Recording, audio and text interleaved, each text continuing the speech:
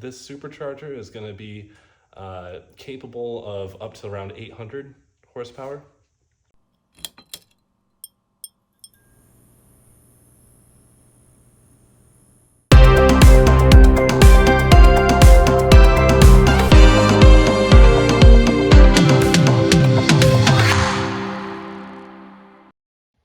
Hey everybody, Crash back here.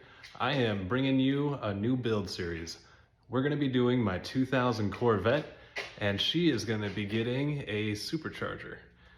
We decided that now that I'm racing Watts for the autocross, I don't really have anything to do with this car.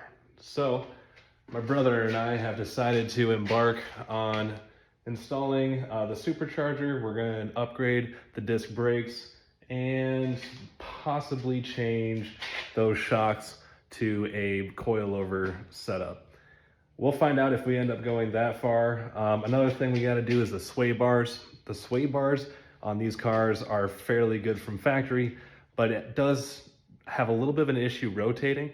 So we're going to hopefully fix that, put some stiffer ones in the back, possibly throw one up front.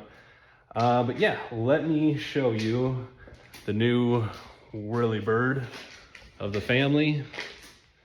It is an A&A supercharger.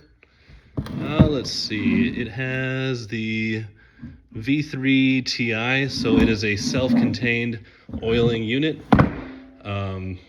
It should be pretty decent. Maybe it is not a self-oiling, I should say self-contained, not self-oiling. I'm gonna have to look into that. I definitely thought that this model was the self or contained oil system. Anyway, all right, so all that means is that basically we're gonna have to tap into the oil pan on the car and run an oil line up to the supercharger. Should technically have a feed and a drain. But yeah, so I had some footage that I was gonna show you guys.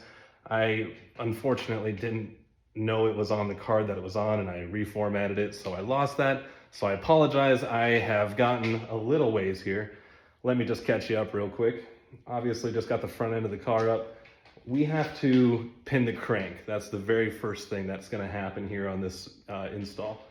To pin the crank, we have to remove the steering rack, unfortunately. Let's see here if I can get this on camera. The steering rack sits literally right in front of the harmonic balancer, which you can kind of see right inside there. That is the steering rack, that big silver cylinder, and it is directly in front of the crank bolt. Not an ideal situation. A couple options we had. We could either drop this K-member. It's held on by 4 bolts, but that does support the entire weight of the engine. So you would obviously need to put some kind of a jack underneath the K-member to hopefully hold it up. I don't know why, but I just feel like just pulling the steering rack is probably the easier solution. So that's what we're gonna do. We are going to first get the steering rack bolts out of the K-member.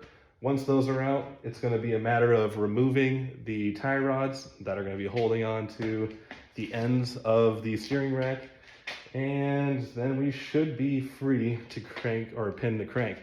To elaborate on the pinning the crank, we have to prevent the pulley, the harmonic balancer, from spinning off of the crank itself. So to do that, you take a drill and you're trying to drill directly into that crank bolt I was showing down there. Sorry, not the bolt, into the crank where that bolt was that I was referring to. Once you have that hole, you're gonna be putting just a tiny little cylinder. It's like a little metal cylinder, but basically that's the pin that is gonna be interfering, or I should say, connecting the harmonic balancer and the crank permanently. I read that they can wiggle themselves out, so I bought a few spares. Hopefully we don't run into that. But yeah, first things first, we're gonna go ahead and get those bolts out. I already got the K-member, I shouldn't say the K-member, I'm sorry, the steering rack bolts out of the K-member. So now it's gonna be a matter of undoing the tie rods And that is going to be fun because you have to separate the tie rod. And if anyone's done that before, you know how much of a pain in the ass that can be unless you got the right tool. I went and got the right tool. Let's see if I can use it.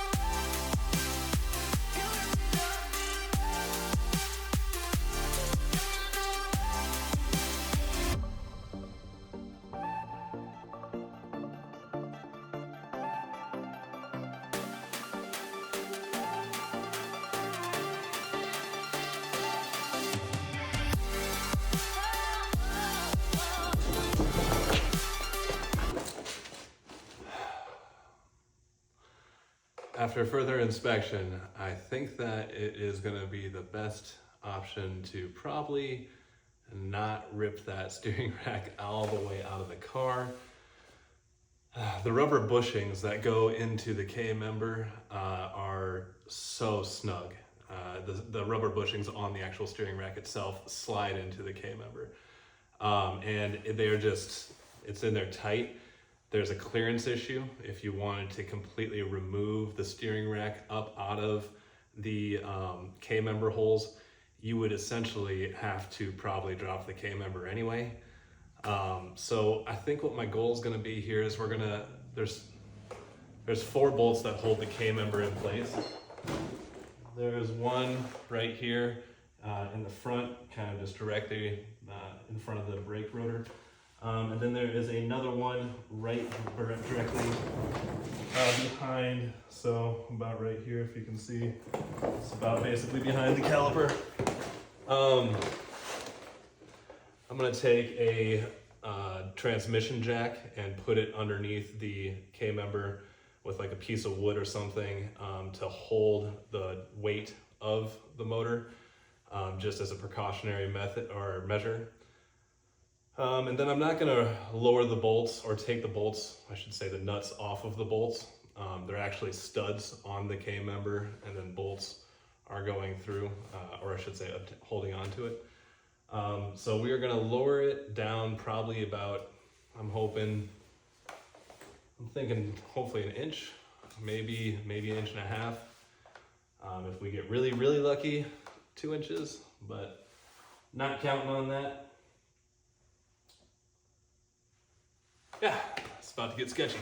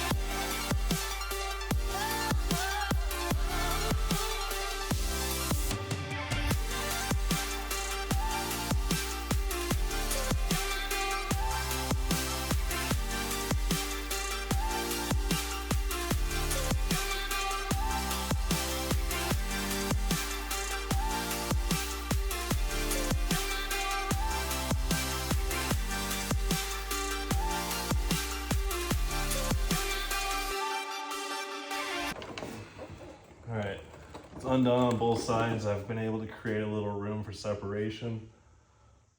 I'm gonna try lowering the jack and see if the rest of it wants to come down now.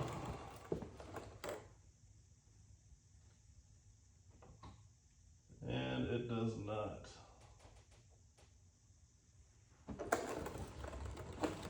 What in the hell is holding that together?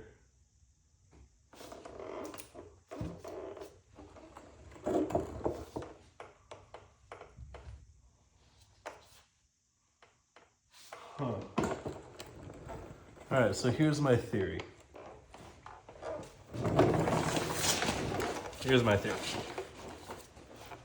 These Corvettes, they have a leaf spring that goes over from, let's see if I can get this on camera. Right here, got this guy, and it goes all the way across and connects to the other side, the other A-arm. So right now the A-arm is connected to the subframe, right there,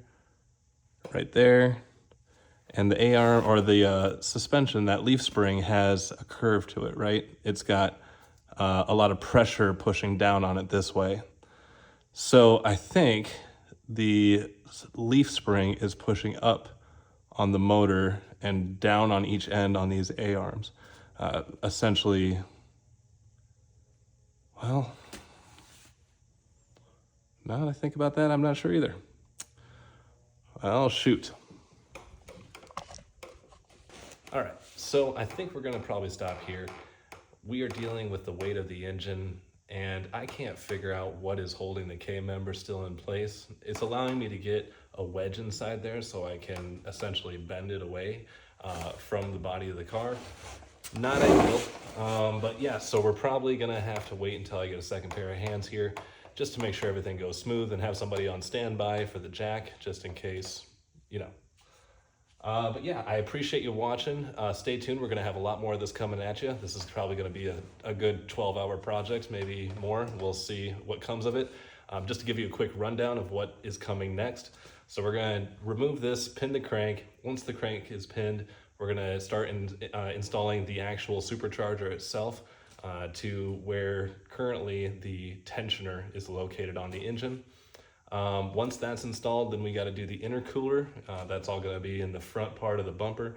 A little bit of piping, nothing too complicated. Once that's all complete, then we're going to move to the back of the car. We're going to do a fuel pump system. Still kind of in the air on what kind of fuel pump we're going to be doing. We're either going to just do a single drop-in tank fuel pump upgrade, or we might end up doing an external pump where essentially it activates on what is called a it's a hob switch. Thank you. That's exactly what it is. A hob switch is going to be a boost reference. So we can tell it once it sees a certain amount of boost to activate the electronics. That is a possibility that we're going to be going that route. It really just depends on how much horsepower we want to lay down. This supercharger is going to be capable of up to around 800 horsepower, and that's to the wheel. That becomes a ridiculous amount of power when you're trying to use the car on like a track or anything of that nature. So I think we're gonna actually probably shoot for a lower number. I'm thinking around like 600, maybe 650. That should be tameable at the track. So we'll see what ends up happening. We'll throw some injectors into the engine and then it's off to a tune. And we'll bring that all to you once we get to that point. But again, thanks for watching, and make sure to like and subscribe to the Retro Hobby YouTube channel, and we'll catch you on the next one.